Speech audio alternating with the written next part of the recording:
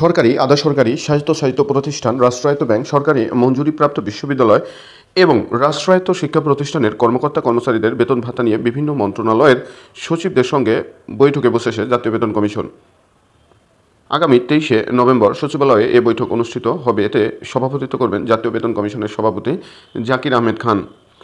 এ বিষয়ে পাঠানো এক বার্তায় বলা হয়, সরকারি, আধা সরকারি, স্বায়ত্তশাসিত প্রতিষ্ঠান, রাষ্ট্রায়ত্ত ব্যাংক, সরকারি মঞ্জুরিপ্রাপ্ত বিশ্ববিদ্যালয় এবং রাষ্ট্রায়ত্ত শিক্ষা প্রতিষ্ঠানের কর্মকর্তা-কর্মচারীদের জন্য বিদ্যমান বেতন ভাতা ও অন্যান্য সুবিধা পর্যালোচনাপূর্বক সুপারিশ প্রণয়নের লক্ষ্যে জাতীয় বেতন কমিশনের সঙ্গে বিভিন্ন মন্ত্রণালয় বা বিভাগের সচিবদের সভা অনুষ্ঠিত হবে। এর আগে গত জুলাইয়ের শেষ দিকে সাবেক অর্থ সচিব জাকির আহমেদ খানকে সভাপতি করে 23 সদস্য বিশিষ্ট জাতীয় বেতন কমিশন 2025 গঠন করে প্রজ্ঞাপন জারি করে সরকার। এতে বলা হয়, 6 মাসের মধ্যে সরকারের কাছে প্রতিবেদন উপস্থাপন করবে। কিন্তু কথা হলো, পে কমিশন কি পে স্কেল দিয়ে যাবে? এদিকে সরকারি কর্মচারীরা তারা শঙ্কায় আছে যে পে স্কেলটা ঝুলে যাবে। তার জন্য তারা একগুচ্ছ কর্মসূচি নিয়ে সামনে বৃহৎ আকারে আন্দোলনে আসছে দ্রুত পে স্কেল বাস্তবায়নের জন্য। যারা সরকারি কর্মজীবী তারা মানসিকভাবে প্রস্তুত হন।